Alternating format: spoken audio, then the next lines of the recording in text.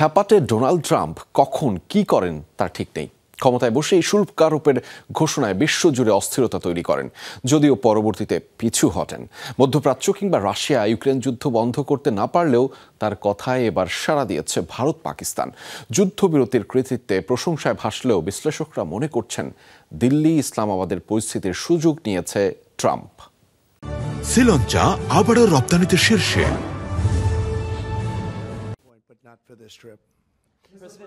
Oval অফিসের দায়িত্ব নেয়ার আগে ডোনাল্ড ট্রাম্প ঘোষণা দিয়েছিলেন সব ধরনের যুদ্ধের বিপক্ষে তিনি।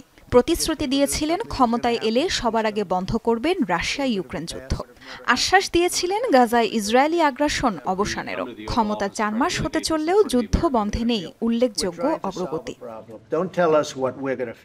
এর মাঝেই উত্তেজনা ছড়ায় উপমহাদেশের দুই চিরশত্রু ভারত পাকিস্তান। হামলা পাল্টা হামলায় তৈরি হয় যুদ্ধ পরিস্থিতি। দুই পারমাণবিক শক্তিধর দেশের বিরুদ্ধে আতঙ্ক ছড়ায় বিশ্বজুড়ে। সংঘাত শুরুর প্রথম দিন থেকেই দুই দেশের সাথে যোগাযোগ চালায় ওয়াশিংটন।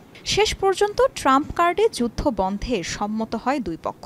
পুরো ঘটনাটিকে ওয়াশিংটনের একক বিজয় হিসেবে দেখছে হোয়াইট হাউস। প্রেসিডেন্ট ট্রাম্প নতুন নতুন উপায় খুঁজে বের করেন। ভাইস প্রেসিডেন্ট জেডি ভান্স, পররাষ্ট্রমন্ত্রী মার্কো রুবিও ভারত পাকিস্তান দুপক্ষের সাথেই একাধিকবার যোগাযোগ করেছেন। তারা খুব সুন্দরভাবে পরিস্থিতি সামাল দিতে পেরেছেন।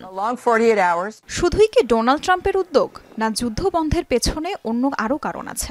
ভারত পাকিস্তানের বর্তমান অর্থনীতিও দীর্ঘমেয়াদী যুদ্ধ চালিয়ে নিতে প্রস্তুত নয়। মাত্র 4 দিনের পাল্টাপাল্টি হামলায় দিল্লি হারিয়েছে অত্যাধুনিক সব যুদ্ধবিমান। এদিকে পাকিস্তানের আকাশ প্রতিরক্ষা ব্যবস্থার দুর্বলতার কারণে ক্ষতিগ্রস্ত তাদের গুরুত্বপূর্ণ 3 বিমান ঘাঁটি সহ অন্যান্য স্থাপনা। ফলে দুই দেশই আঁচ করতে পেরেছিল যুদ্ধের ক্ষয়ক্ষতি ও ভয়াবহতা। বিশ্লেষকরা মনে করছেন মুখ রক্ষা করতে যুদ্ধ বন্ধের দরজা খুলে দিয়েছে মূল ক্যারেক্টাররাই। আর এই সুযোগই কাজে লাগিয়েছেন ডোনাল্ড ট্রাম্প। দুপক্ষের মাঝে সমঝোতার নামে মান সম্মান বাঁচিয়েছেন ভারত ও পাকিস্তানের।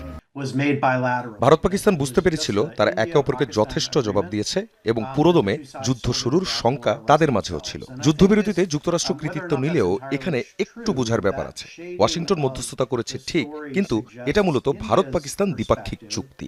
দুই দেশ নিজেরাই যুদ্ধবিরতির সিদ্ধান্ত নিয়েছে। তারা জানত যুদ্ধ হলে কি পরিণতি হবে। তবে আঞ্চলিক স্থিতিশীলতা বজায় রাখতেই ডোনাল্ড ট্রাম্প দিল্লি ইসলামাবাদের অ্যাসিড প্রশমনের কাজ করেছেন, নাকি এর পিছে ভিন্ন মার্কিন স্বার্থ জড়িয়ে আছে সে প্রশ্ন রয়েই গেছে। তাসরিয়ান সোবহান, যমুনা নিউজ।